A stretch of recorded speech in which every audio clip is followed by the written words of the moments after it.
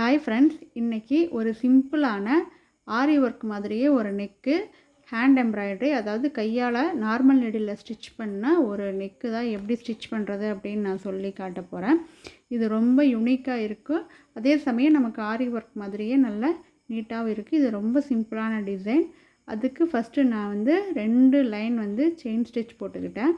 Chain stitch போட்டதுக்கப்புறம் அதில் இந்த பர்பிள் கலரில் கட் பீடு கொடுத்துக்கிறேன். இது எல்லாமே பார்த்திங்கன்னா நான் ஆரி நீடில் வச்சு தான் நான் போட்டிருக்கேன். இதை நம்ம நார்மல் நீடில் வச்சு கூட நம்ம போடலாம். நான் ஆரி நீடிலில் இந்த மாதிரி கட் பீடு 2 பீடு வச்சு நான் போட்டுக்கிறேன். அதுக்கு முன்னாடி 2 லைன் செயின் ஸ்டிச் போட்டிருக்கிறேன். அதுக்கப்புறம் அந்த கட் பீடு வச்சதுக்கப்புறம் அதை லாக் பண்ணுற மாதிரி ஒரு செயின் ஸ்டிச்சு ஒரு லைன் போட்டுக்கிறேன். இப்போ போட்டாச்சு. அதுக்கப்புறம் இந்த மாதிரி ஒரு மீடியம் சைஸ் பட்டன் எடுத்து இந்த மாதிரி ரவுண்ட் போட்டுக்கிறேன். நீங்கள் பட்டன் வச்சு தான் போடணும்னு கிடையாது. ஒரு 1/2 சென்டிமீட்டர் இருக்கிற மாதிரி எது வச்சு போட்டாலும் ரவுண்ட் ஈவனாக இருக்கிற மாதிரி போடணும். 5 ரூபா காயின் கூட வச்சு போடலாம். நான் பட்டன் வச்சு போட்டிருக்கேன். இது ப்ளவுஸோட ஃப்ரண்ட் நெக், அதனால தான் ஹாஃப் நெக் வருது. அந்த பட்டன் வச்சு போட்ட ரவுண்டில் நடுவில் இந்த மாதிரி ஒரு டாட் வச்சுக்கிறேன். அதுக்கப்புறம் அந்த ரவுண்டை 6ஆக பிரிச்சுக்கிறேன். ஆப்போசிட்டில் கோடு போட்டுட்டு மீதி இருக்கிற பார்ட்டை 2 பிரித்து டோட்டலாக 6 இடமா பிரிச்சுக்கிறேன் நான். இப்படி நம்ம மார்க் பண்ணி போடுறப்ப நமக்கு ஈவனாக வரும். அதுக்காக இப்போ இந்த மாதிரி குந்தன் ஸ்டோன் எடுத்திருக்க பர்பிள் கலர், அதை அந்த ரவுண்ட் ஷேப்பில் சென்டரில் கம் வச்சு ஒட்டிக்கிறேன். இந்த கம் இன்ஸ்டண்ட்டாக நமக்கு பேஸ்ட் ஆகிடும். அதுக்காக தான் நான் இந்த கம் யூஸ் பண்ணுறேன். இதே ஃபேப்ரிக் க்ளூ யூஸ் பண்ணோம்னா அது கொஞ்சம் லேட் ஆகும். அதனால நான் இந்த கம் யூஸ் பண்ணால் சீக்கிரம் ஒர்க் பண்ணுறது கரெக்டாக இருக்கும். அப்படிங்கிறதுக்காக நான் இந்த கம் வாங்கி யூஸ் பண்ணுறேன். இப்போ சென்டரில் ஒட்டியாச்சு. இதே மாதிரி எல்லா இடத்துலையும் சென்டரில் ஒட்டிக்கலாம். அப்புறம் ஈவனாக 1.5 சென்டிமீட்டர் இருக்கிற மாதிரியும் 1 சென்டிமீட்டர் இருக்கிற மாதிரியும் 2 டைப்ஸ் ஆஃப் ஜர்தோசி நான் கட் பண்ணி வச்சுருக்கிறேன். இந்த மாதிரி நார்மல் த்ரெட்டு, ஸ்டிச்சிங் த்ரெட்டு எடுத்துகிட்டு, மிஷின் த்ரெட் எடுத்துகிட்டு அதை 2 ஸ்டாண்ட்ஸாக எடுத்துகிட்டு இந்த மாதிரி அந்த பர்பிள் கலர் ஸ்டோனுக்கு பக்கத்தில் அடியிலேருந்து வெளியே எடுத்து அந்த 1.5 இன்ச் இருக்கிற ஜர்தோசியை ஃபஸ்ட்டு கோர்த்துக்கிறேன். அதுக்கு பக்கத்துலேயே இந்த மாதிரி மறுபடியும் நூலை உள்ளே எடுத்துகிட்டு போகிறேன். இப்போ நமக்கு ஒரு பெட்டல் ஷேப் கிடைக்குது. அந்த பெட்டல் ஷேப்பில் மேலே நமக்கு ஒரு ஸ்டிச் போட்டுக்கலாம். வெளியிலேருந்து எடுத்து உள் சைடாக இந்த மாதிரி ஸ்டிச் போட்டுக்கிட்டோம்னா நமக்கு அந்த பெட்டல் கிளாத்தோட பதிஞ்ச மாதிரி ஆகிடும். இப்போ அந்த பெட்டலுக்கு நடுவில் ஊசியை வெளியிலேருந்து உள்ளே எடுத்து அந்த 1 இன்ச் இருக்கிற ஜர்தோசியை கோர்த்துக்கலாம். கோர்த்துட்டு அந்த பெட்டலுக்கு வெளி சைடு நம்ம மறுபடியும் நீடில் மேலேருந்து கீழே எடுத்துகிட்டு போகலாம். அப்போ நமக்கு இந்த மாதிரி ஒரு ஷேப் கிடைக்கும். இது ரொம்ப ஈஸி. நம்ம ஆரி ஒர்க்கு தெரிஞ்சவங்க தான் இது போடணும்னு கிடையாது, எல்லாருமே போடலாம். இதே மாதிரி அடுத்த பெட்டல்லையும் 1.5 சென்டிமீட்டர் இருக்கிற அந்த ஜர்தோசியை நம்ம ஃபஸ்ட்டு பெட்டல் ஷேப்பில் வளைச்சி எடுத்துக்கலாம்.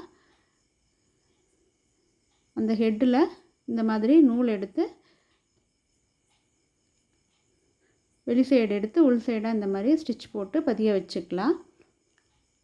இப்போ சென்டரில் பெட்டலுக்கு சென்டரில் ஊசியை குத்தி 1 சென்டிமீட்டர் இருக்கிற அந்த ஜர்தோசியை கோர்த்து வெளி சைடாக கொண்டு நம்ம ஃபினிஷ் பண்ணிடலாம்.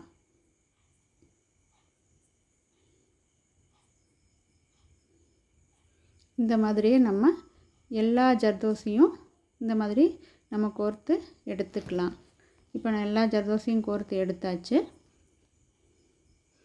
இப்போ நான் silk thread, purple colour silk thread 16 stands எடுத்து வச்சுருக்கேன்.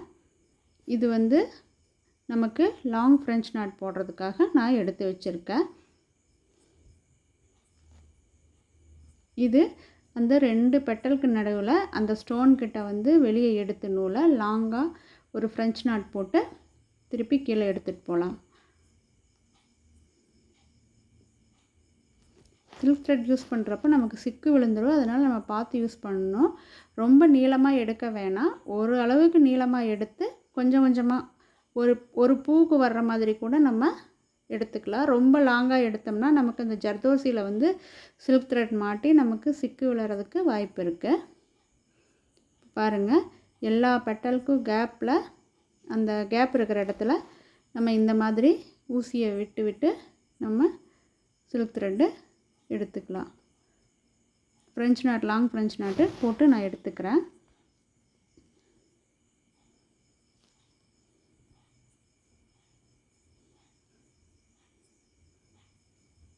இது நம்ம சில்க் த்ரெட்டில் தான் போடணும்னு அவசியம் கிடையாது.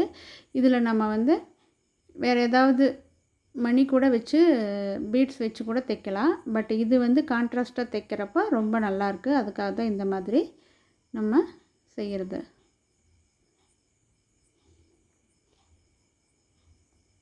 இப்போ ஒரு பூ வந்து நம்ம ஃபினிஷ் பண்ணிட்டோம். இதே மாதிரி அடுத்த பூவும் சென்டரில் நம்ம எடுத்து இந்த மாதிரி எல்லா இடத்துலையும் வந்து லாங் ஃப்ரெஞ்ச் நாட் போட்டுக்கலாம். ஃப்ரெஞ்ச் நாட் வந்து இந்த மாதிரி ஒரு சுற்றி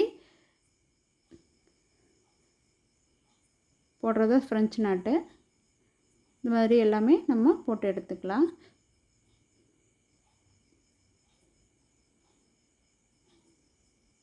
இது ஒரு கோல்டன் கலர் ப்ளவுஸு, அதில் வந்து பர்பிள் கலர் வந்து சாரீ. இது வந்து ரொம்ப சூப்பராக இருந்துச்சு நம்ம ஸ்டிச் பண்ணி பார்க்குறப்ப. இந்த மாதிரி எல்லாத்தையும் நம்ம ஃபினிஷ் பண்ணி எடுத்துக்கலாம்.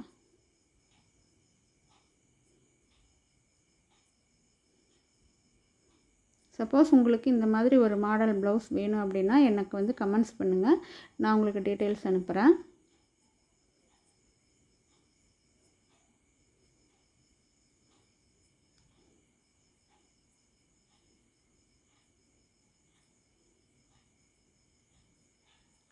இதே மாதிரி எல்லாத்தையும் நம்ம ஃபினிஷ் பண்ணி எடுத்துப்போம்.